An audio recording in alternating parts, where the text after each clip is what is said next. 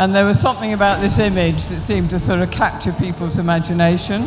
And this image went viral all over the internet. It was, my story was retold and reblogged and whatever people do with it. And then in 2014, I was contacted by this agent in Hollywood who wanted to buy the rights to my story, who'd basically seen the article, seen this picture, and they wanted to buy the rights to my story to make a film.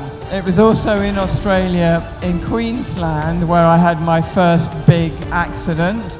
I did find travelling in India as a woman on my own was quite hard work. I did seem to attract an awful lot of attention. But I did find it incredibly difficult getting home, trying to readjust. I had this incredibly exciting, intense life on the road, trying to survive every day. And all of a sudden, all that was gone, and life just seemed incredibly boring. I'm going to talk to you this evening about a round-the-world bike trip that I did in 1982 to 1984. And I'm starting off with this photograph, which was actually taken when I got back from my trip in 1984. And when I got back, there was absolutely no interest in what I had done. I contacted bike magazines and newspapers, and nobody wanted to know about what I had done, which was kind of fine because I did the journey for me. It was a personal journey. And in those days, the only way you could get your story kind of told was to convince an editor of a bike magazine or a newspaper to actually put it in print. So there was no social media. There was no way of getting your story out there unless you managed to get it in print. So I put all my diaries and journals and photographs in a cardboard box, which is basically where they stayed for the next 30 years. And nobody knew about my story apart from friends and family. And it was in about 2008, a friend of mine was talking to somebody at BMW who mentioned my story, and Andy said, "We'll write a small piece and we'll put it up on our international, site," which they did. And as part of the story, they used this image, and there was something about this image that seemed to sort of capture people's imagination, and this image went viral all over the internet. It was, my story was retold and reblogged and whatever people do with it. And I had no idea this was happening. And then in 2014, I was contacted by this agent in Hollywood who wanted to buy the rights to my story, who'd basically seen the article, seen this picture, and they wanted to buy the rights to my story to make a film. So they flew me out to Hollywood, and I was sort of wined and dined, and I met all these script writers and producers. But I sort of decided that because I hadn't looked at any of my diaries for nearly 30 years, that I wanted there to be a true, accurate, record of my journey. And I didn't want Hollywood to get hold of it and basically tell whatever story they wanted to tell. So I said thanks, but no thanks to Hollywood. I came back home, and then I spent 2 years writing my book, which was finally published in 2017. So I owe an awful lot to this picture. And I've been told that this picture has become iconic, for whatever that means. But some friends of mine sent me this picture of a T-shirt that they found being sold in TK Maxx, and it was being sold all over Europe by this Italian clothing company. Anyway, I sued them and I won, so you can't buy this anymore. So. So, how did it all begin? Well, I was born in London. Both my parents were doctors. We lived in central London. I was sent off to boarding school when I was 10. I was always really, I was not good in school. I was always getting into trouble. And I finally got expelled. I got thrown out of school when I was 16. And I got sent to a college in London to finish off my final exams. And it was at this college that I met these a group of motorcyclists. And so I simply needed a cheap and easy way to get around London. So my first bike I bought was my little Yamaha YB100, which I just used to ride around London. It was fantastic. And then after about a year of that, I got a bit bored, so I bought a slightly bigger bike, which was a Honda 250. And then in 1979, I bought my R60/6. It was a 1974. And it was with this bike, I kind of realized that you could go places on a bike. And so I set about, and I went to, a first trip I did was around Scotland, then I went around Ireland, then I went around Europe, and then in 1981, I flew out to America and I bought an old 750, and I rode it from the west coast to the east coast of America. And it was somewhere on that journey, I got this slightly crazy idea, wouldn't it be amazing if you could actually ride around the world? But it wasn't until the following year that I was not in a good place. I had finished my first 3 years architectural degree, but I'd done really, really badly. So because I fell madly in love with this guy when I was at uni, and he finished our relationship about 3 months before my finals. So I was really miserable, broken-hearted, couldn't really work, did really badly. So I was sort of questioning whether or not I should carry on and do architecture at all. So I decided, I know what, I'll go and ride my bike around the world. So I decided to write to bike magazines and newspapers and try and get some sponsorship or some interest in my trip. I sent out about 20 letters with this picture, and I got 2 replies. I got one from BMW in Munich, who basically said, we don't need to sponsor anybody because we already know our bikes are the best. And then I got a lovely letter from a bike magazine in England, which was this, which you probably can't read, so I'll read it. So it says, Dear Elspeth, Brecken said he'd write this letter, but he can't because his tongue's jammed the typewriter. Julian asks if you've got an 8-foot-tall husband who's also a karate expert.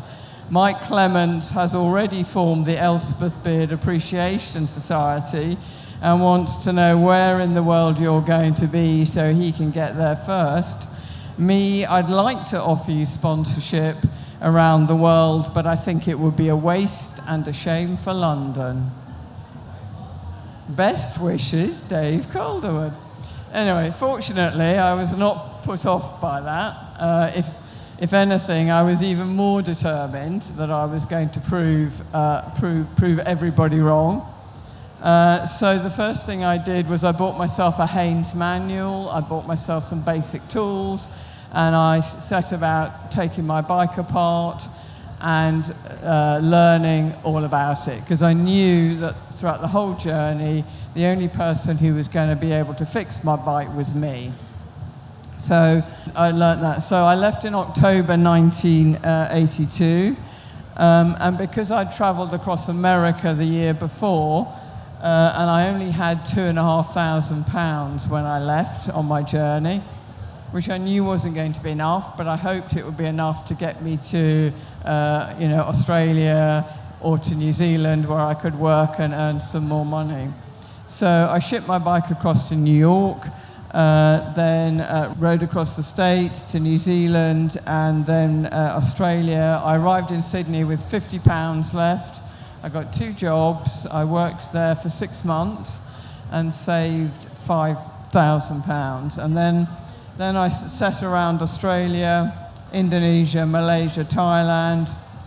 Then I had to ride back down to Penang and ship my bike across to Madras, up to Kathmandu, then Kashmir, Leh and Ladakh, and then through Pakistan, Iran, Turkey, Greece, Yugoslavia, and back to London. So I was on the road for just over 2 years, about 2.5 years, and I did 56,000 kilometers. So this was my parents taking me to the airport. As you can see, I was very happy. They were less so. My parents did everything they could possibly do to stop me from going, but they did take me to the airport.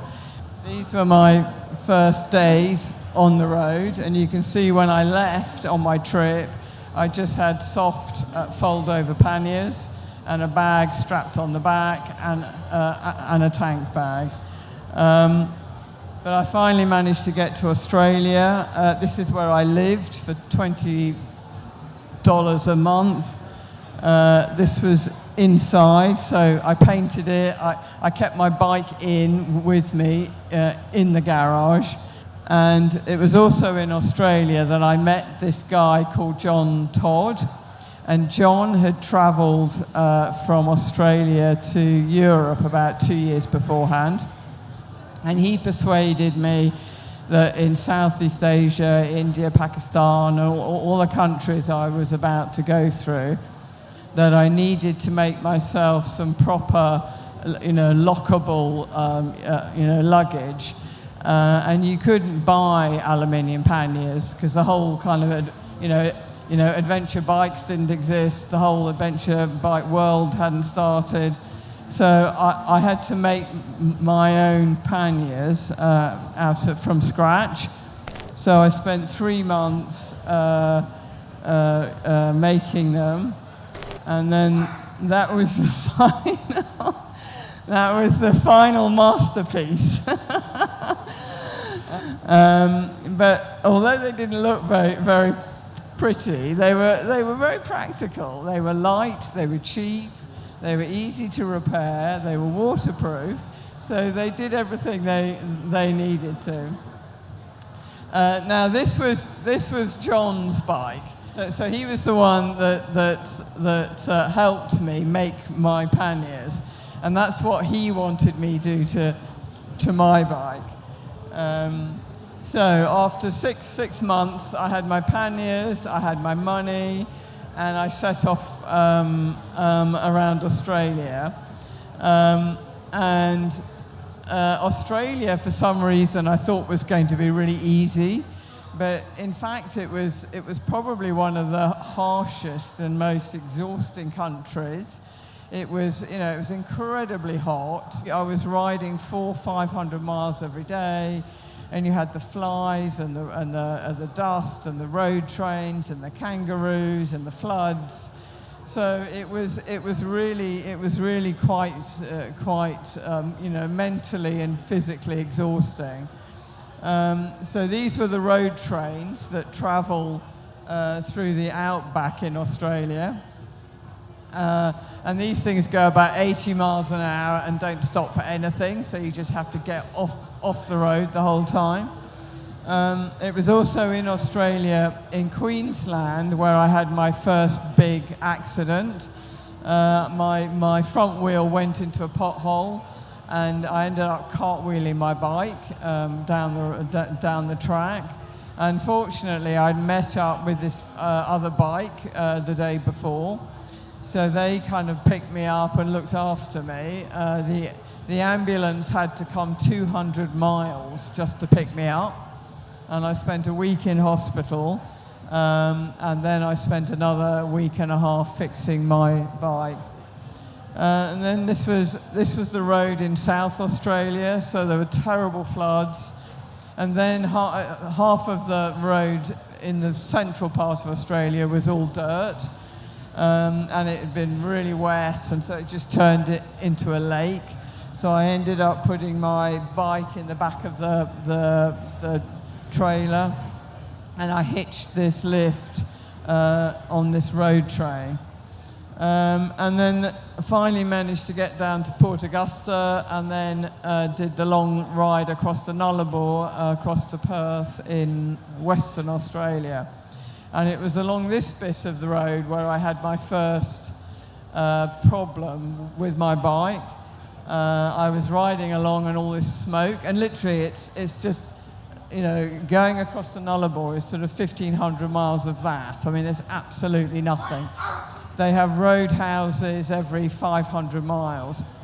Anyway, I'd been riding along for hours and hours, and then suddenly all this smoke came from under my tank. So I jumped off the bike, and it turned out that my wiring loom was completely burnt out. It caught fire. And, you know, and I thought, oh, what am I going to do now? And just then I saw this little blue sign just down the road, and it said auto electrician. And so I ended up wheeling my bike down there, and the guy was from England. His name was John. And we got out the Haynes manual, and we basically made a new wiring loom from scratch, and we fitted it into the bike, and it's still on the bike today, and it still works. So finally I got to Perth, and then I travelled up through Indonesia. And Indonesia was the place where I rediscovered my love of architecture. There were amazing buildings, and I just fell in love, and I just suddenly really wanted to become an architect again. So and then this was from Singapore, riding up through Malaysia, and then into Thailand. And in those days, Thailand, all of the road signs were all in Thai script. There was nothing written in English. I had this sort of sketchy map. I used to try and find maps wherever I could. These were two maps that I did find of northern Thailand. And actually, neither of them are right, but if you mix the two together, you can sort of work out where it is you're going. But I love Thailand. Northern Thailand was just amazing. It just beautiful roads, completely empty. So I spent a lot longer in northern Thailand than I ever sort of, thought I would. But when I was in Thailand, I tried to get through Burma, but all the roads were all the borders were closed. So I had to ride back down to Penang and ship my bike across to Madras. And by this stage, I'd actually arranged to meet my parents in Kathmandu, and I hadn't seen them for 18 months. So I was in a bit of a hurry, and it was along this stretch of the road that I had my second accident. A dog ran out from behind a truck, and I hit this dog, and I came off, and I slid up the road. Unfortunately, it happened right outside this Thai farm. So I ended up staying with them for a week, where I fixed my panniers, and I managed to hit, because I broke my toe and I was quite badly injured. And it was on the last day when I was saying goodbye to the mother of the house, I went into the kitchen, and I saw the half-eaten remains of the dog that I'd run over. And I realised what I'd been eating for 4 days. But they were really kind to me. They looked after me well. So I got down to Madras, and this was I took the ship across I got down to Penang and then shipped my bike across to Madras, and then went up to Calcutta and up to Kathmandu to meet my parents. And I hoped when I met my parents in Kathmandu that their attitude towards my trip might have slightly changed, but they had absolutely no interest in what I was doing, and they didn't ask me a single question about my journey or my trip or anything. Which was a little bit hurtful, but anyway. So this was me riding out of Kathmandu, and it was in Kathmandu I met the only other overland motorcyclist on the road in my entire 2.5-year trip, which just showed you how different it was then to where it is now. His name was, he was a Dutch guy, Robert had emigrated to Australia, decided he didn't like it, and then decided to ride his bike back home. So I then started traveling with him in India, and India was I did find traveling in India as a woman on my own was quite hard work. I did seem to attract an awful lot of attention. In those days, they hadn't even seen a BMW motorbike before, and then it had this strange aluminium thing on the back, and then when I took my helmet off and it was a woman, it was just kind of, whoa. So I did seem to attract an awful lot of attention. So it was much, much easier when I started to travel with someone else. So this was our average morning departure. So we'd arrive in a town or a village, and then we'd stay in some guest house or whatever. And in the morning, the whole village or town almost turned out just to wait for us to come out of our room to see us off. So it was quite exhausting. But then we went to Rajasthan and then up to Leh and Ladakh, which was just amazing, absolutely amazing. This was me fixing my bike. But by this stage, my bike had done nearly 85,000 miles. It had 3 or 4 accidents, the fire, and so it was constantly, every day, there was something I had to fix or sort out on it. So this was this was the highest pass in Srinagar and Leh, and this was my favourite part, I think, of the whole journey. The roads were deserted. It was just a single track, this amazing landscape. So yeah, it was wonderful. And then we travelled back down to the Punjab, got into Pakistan, and this was a very memorable moment because this was the first time in 2 years I saw London signposted, and it was only 9,476 kilometres, so I was nearly home. And then we had to ride through western Pakistan, where there was no road or anything, through the deserts of Baluchistan, which was quite tricky. And then we got to the border with Iran. And Iran the Shah had been thrown out about 2 years earlier, so it had been the revolution in Iran.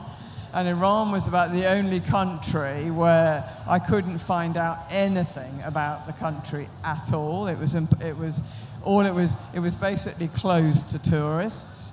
So no tourists went. I finally managed to get a 7-day transit visa through Iran. But the problem that I had, that my carnet de passage, which I organised when I was in Australia, it wasn't valid for Iran. And because when I was organising my carnet, I sent them the list of countries I was intending to travel through, and the bond that that I ended up paying was £1,500. But if it included Iran, it went up to £4,500, and I simply didn't have the money. I only had £5,000 to get home. So I was in Australia, and I thought, oh, I'll worry about it when I get there. I might never get there anyway, so I'll worry. Anyway, now I was here. So I went into the room with the customs guy for the bike, and all the countries were written on the front of the carnet, or typed on the front of the carnet. And I kind of flipped the page over and just kind of, gave it to him, hoping he wouldn't notice that Iran wasn't there. And he gave me a very strange look and started to tap the list of countries. And then he looked at me in a very odd way. He handed the carnet back, and then he got this pen, and he slid this pen across the table. And as he slid the pen across the table, he looked out of the window for about 30 seconds. I picked the pen up, I neatly added Iran onto the list of countries. He turned back, I handed it to him, he went, stamp, stamp, there you go. So it was, yeah. So from Iran, this was in Turkey, but basically once I got out of Iran into Turkey, as far as I was concerned, I was home. I'd made it. And then we rode through to Holland, which is where I stayed with Robert for a week before heading back to London. This was my maintenance schedule, which I kept throughout my journey. I looked after my bike. I was almost obsessional, actually, about looking after my bike. And I would write down every single time I did anything to her at all. So these were some of the maps that I managed to find. But I did find it incredibly difficult getting home, trying to readjust. I'd had this incredibly exciting, intense life on the road, trying to survive every day. And all of a sudden, all that was gone, and life just seemed incredibly boring. So I really I really fell into got very depressed. And but after 6 months I decided I needed to do something. So I set about completely stripping my bike down and rebuilding her.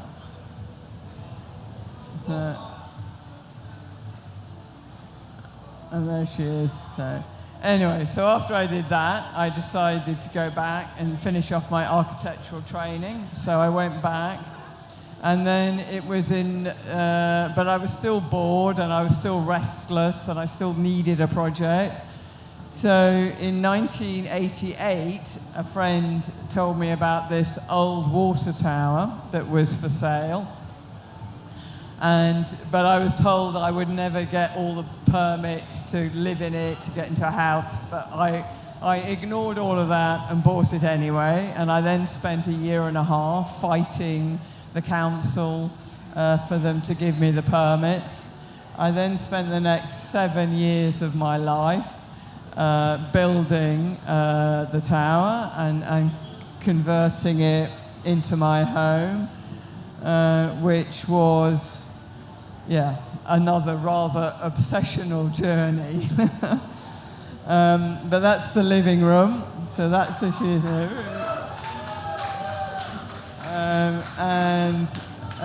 that's the tower now. That's my kitchen, which is on the 4th floor. These are the bedrooms with these hanging bathrooms.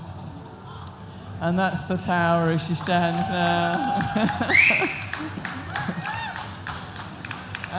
And I won 5 architectural awards for it, and on the strength of those awards, I set up my own architectural practice in 1998, which has been running now for 25 years. And I still, and I love, it's brilliant living there, I love it. So anyway, 2017 was when my book was published, and this was my book launch at the local BMW dealership. This is the 90-year anniversary book. And then just amazing events. My life, the trip has completely changed my life all over again. This was a woman's bike ride that I did in Italy. I go to New York, to Bucharest, Lisbon. I get invited to do all sorts of rides and trips around the world. I get invited to come here. So it's completely changed my life, sort of all over again. So that's the final picture, which shows I did get my bike back together, and the tower. And that's it. Thank you very much. Thanks.